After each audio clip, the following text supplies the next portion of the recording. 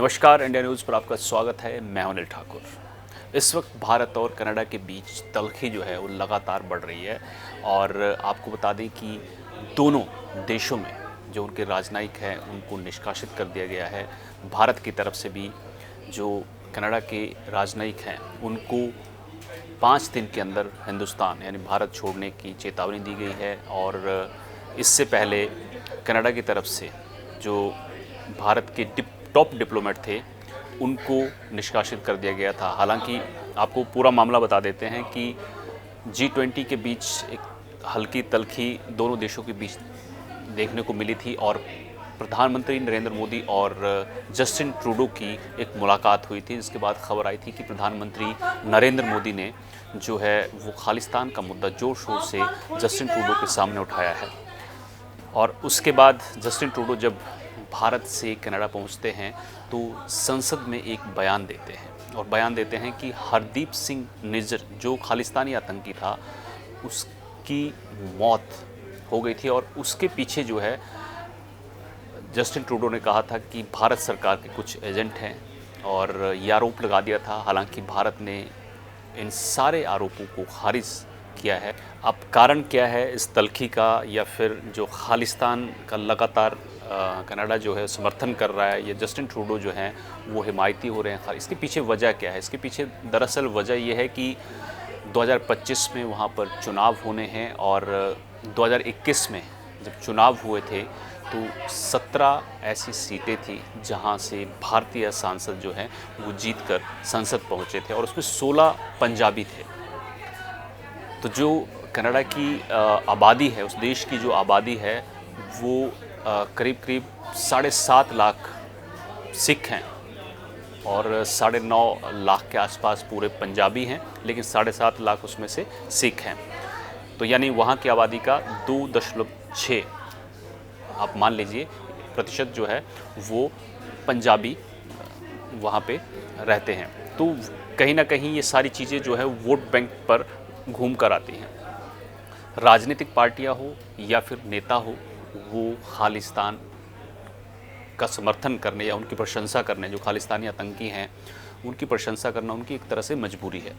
क्योंकि 2025 में चुनाव होंगे तो किसी न किसी पार्टी को जीतने के लिए जो है वो पंजाबियों की ज़रूरत पड़ेगी।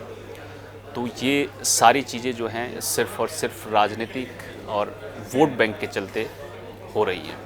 आपको बता दें कि वहाँ पर 338 सीटें हैं और 170 सीटें जो हैं वो बहुमत के लिए चाहिए। तो कहीं ना कहीं 170 सीटों में से 17 सीटें मायने रखती हैं जो इंडियंस वहाँ पर सांसद जीत के आते हैं। तो कहीं ना कहीं राजनीतिक दबदबा जो है वो पंजाबियों का कनाडा में है और उसका असर भी दिखना शुरू हो गया। जैसे जैसे चुनाव नज़दीक आ रहे हैं दोनों देशों में कहीं ना कहीं एक दरार पड़ती हुई दिखाई दे रही है। हालांकि इस तल्खी का, इस दरार का असर क्या होगा ये भी जान लेते हैं। एक्चुअल में सबसे बड़ा जो नुकसान है वो दोनों देशों का जो व्यापार होता है उस पर बड़ा असर पड़ेगा। क्योंकि 2022-23 में जो चालू वित्त वर्ष है उसमें पहले से ज़्यादा व्यापार जो है दोनों देशों के बीच बढ़ा है।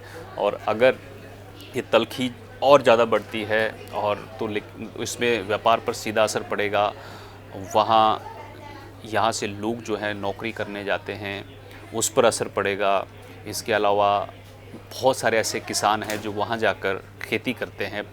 पंजाब से गए हुए लोग जो वहाँ रह रहे हैं वो खेती करते हैं और खेती और बागवानी के जो उत्पाद हैं वो भारत आकर बिकते हैं, उनकी डिमांड है यहाँ पर। तो अच्छा खासा बिजनेस है, उस पर भी असर पड़ने वाला है।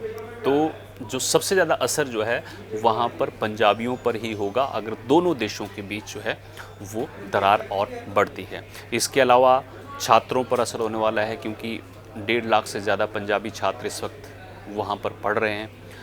अगर दोनों देशों के बीच दरार बढ़ती है तो हो सकता है कि कनाडा जो है वो नियमों में सख्ती लाए। जो हिंदुस्तानी छात्र हैं उनके वीज़ा या फिर उनको डिपोर्ट करना है, ये सारे नियम जो है कड़े किए जा सकते हैं। जो विदेश मंत्रालय है हिंदुस्तान की तरफ से वहाँ से बयान भी जारी हुआ है और जस्टिन ट्रूडो के बयान को, वहाँ के विदेश मंत्री के बयान को खारिज करते हुए भारत ने कहा है कि जो आपके देश की ज़मीन पर हिंदुस्तान के ख़िलाफ़ जो साजिश रचते हैं या खालिस्तान के मददगार हैं, उनके ख़िलाफ़ कड़ी कार्रवाई होनी चाहिए और हिंदुस्तान आपके सभी बयानों को खारिज करता है। तो कहीं ना कहीं खालिस्तान जो है वो जस्टिन ट्रूडो की मजबूरी है, उसका समर्थन करना। 2025 के इलेक्शन हैं और राजनीतिक रोटियां वहाँ सेकी जा रही हैं, लेकिन भारत ने कड़ा जवाब देते हुए कहा है कि आप खालिस्तान के हिमायती बनना बंद करिए और जो संप्रभुता और भारत की क्षेत्रीय अखंडता के खिलाफ साजिश रच रहे हैं, उनके खिलाफ एक्शन लें। तो फिलहाल मेरे साथ इतना ही। आप जुड़े रहिए इंडिया न्यूज़ के साथ। नमस्कार।